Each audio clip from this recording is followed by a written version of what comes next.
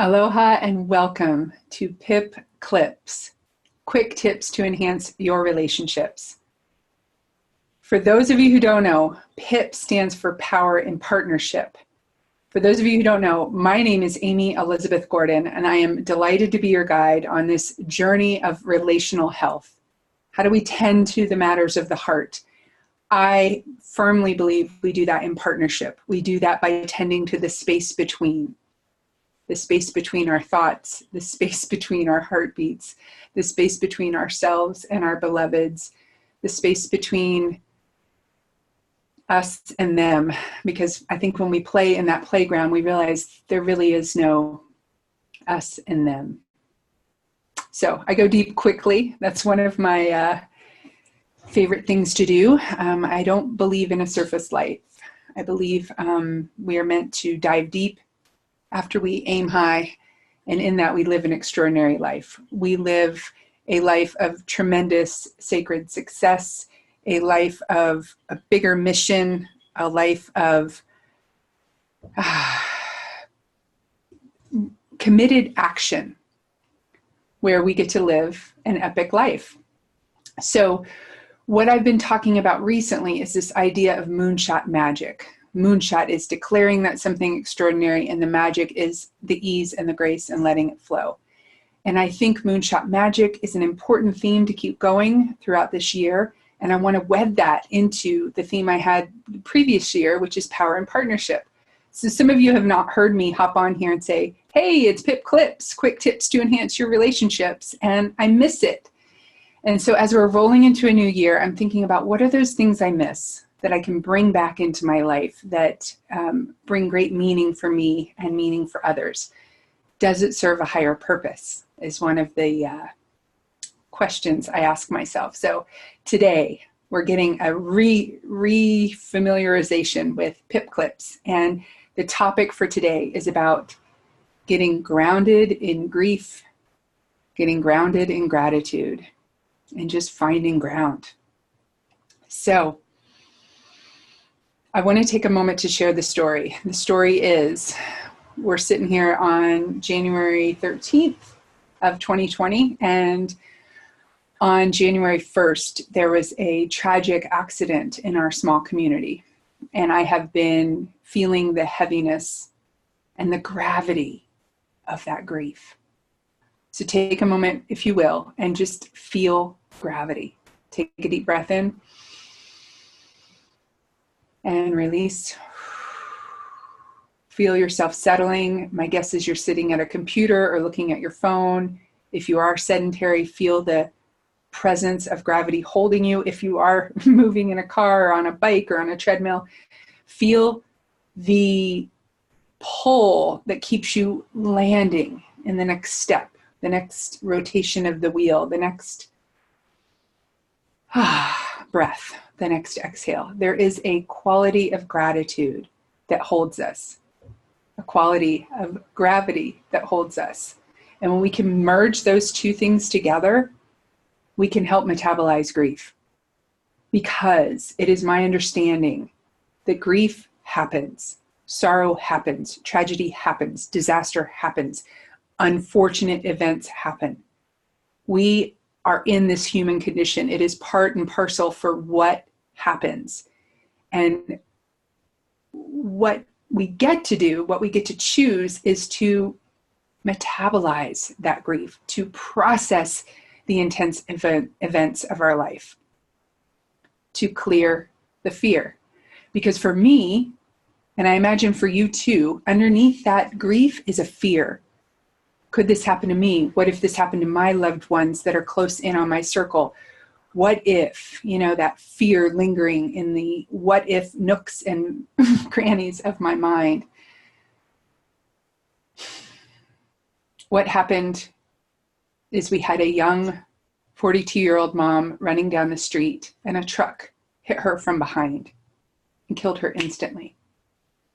It has rattled my notion of safety in our little community. It has rattled what I know of her. She was a woman who ran no matter what, even when she was sick. I was like, take some time. Yeah, no, I'm committed. I'm in committed action. I do this. She was driven.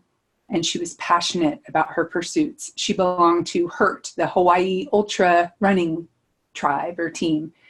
She pushed the limits of the human condition, and I admire that. I also take a moment to pause of how could she be gone so quickly? So I can't figure out the questions of the bigger, why do things happen? What I can surrender to is gratitude for this moment, gratitude for this breath, a sense of appreciating a higher power working in my life, which right now I can easily identify as gravity. It's a power that holds me, that I wrestle against. This morning I was too heavy to get out of bed. My heart felt too heavy. So I asked my honey, put your hand to my heart. Honey, hear me out here. Let me clear these fears. And I had a whole list, because these things are going on and they're right in my environment. And then there's the backdrop of my own health issues that I've been rolling with over the last month or so. My mother's health issues. She's been in the ICU in Central Florida, and I'm here in the middle of the Pacific. So feeling that distance, that powerlessness, that unmanageability. And the recognition that some strange, mysterious diagnoses called Takotsubo cardiomyopathy. I'm like, oh my God, what is that? That is the name of what condition struck my mother. Tako meaning the Japanese word for octopus, Tsubo meaning the octopus trap. It's the left ventricle of her heart responding like an octopus trap and not functioning properly. It's often called the broken heart dis-ease. And I'm like, oh, ouch, powerless. My one mama, my one mama. So I take moments to pause and I process the grief, and I felt the heaviness yesterday, and I felt the stuckness, and I felt the trauma, and I felt the shock. And in those moments of stuckness, I just take extra care of myself. I just finished a 300-something page fiction novel. Not a big fiction reader. It's called The House of Many Gods. It was beautiful, about Hawaii and Russia. My point in sharing that is I do what I can to tend to my heart. This morning, I felt the familiar get out in the elements, get out and run, and I haven't been running as much. There's been the fear factor and also the physical limitations, and my physical therapist saying, got to heal the hamstring, can't run right now. So instead of fighting myself, I said, what I really want to do is read some fiction. So I let myself read some fiction. And all of this while being unwilling to keep beating myself that the emails weren't scheduled, that the calls weren't scheduled, that the work is never done. As an entrepreneur, that's a hard word for me to say. As someone on the entrepreneurial journey, for some reason that word's easier, I relish in this notion of being able to carve my own schedule. And what I want to share with you is you can too. Whether you work for a company or organization, whether you work for yourself, whether you're full-time involved with tending to young children or parents, carve out time for yourself. Allow space for grace to enter your heart. Allow time to unwind your mind. Those are the two suggestions I have for you today. Space for grace, time to unwind. And allow yourself to simply be. In our beingness, we know how to metabolize grief. We know how to feel those waves of, whoa, and we can come back. But what I've seen, what angers me, what frightens me on another level is how much we close off. We're like that octopus in the ventricle of the trap of like, how do I feel this? And the body keeps score. The body speaks the mind. The body knows when there's been stressors in the environment, in the heart space, in this world of tragic shock and misfortune. We get to pause and actually feel it. And here's the thing. I don't have to give you my whole list of woe is me. I used to. The litany of complaints, woe is me, pour me another drink. And that fueled my alcoholism. And on the outside, I looked great. I was a scholarship winning, award winning, traveling around the world professional, and I was dying on the inside. So in the journey of my recovery, I come back.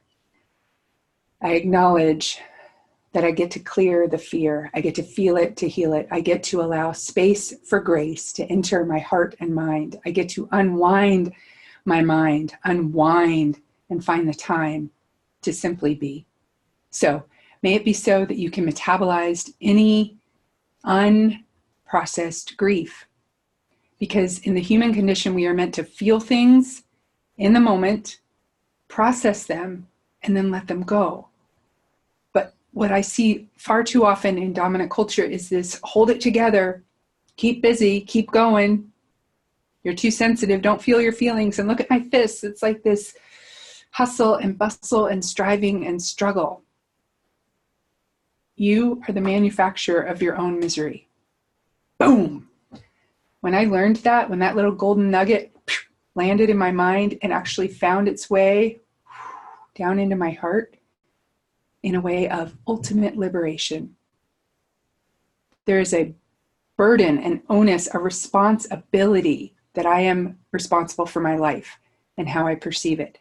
And I can take that on, full on, show up to my life, do the work that gets to be done, and take good care of myself. I think in our culture, at least in my experience growing up, in the American culture, it was one or the other. Self-indulgence, which usually meant sweets or booze or drugs or sex or rock and roll or some escape, or nose to the grindstone, animal realm, gotta work, gotta do, gotta perform, gotta earn, gotta do, you do more, do more because you're do more.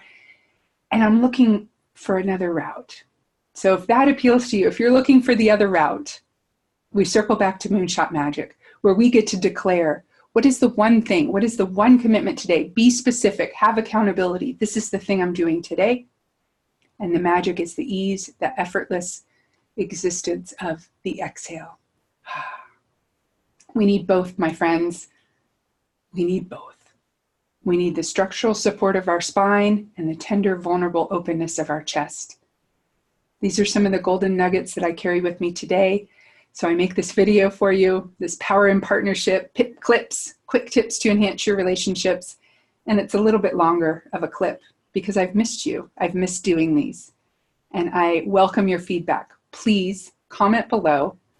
What unmetabolized grief are you going to acknowledge today? Get support. Talk to a therapist, talk to a coach, hit reply to this email.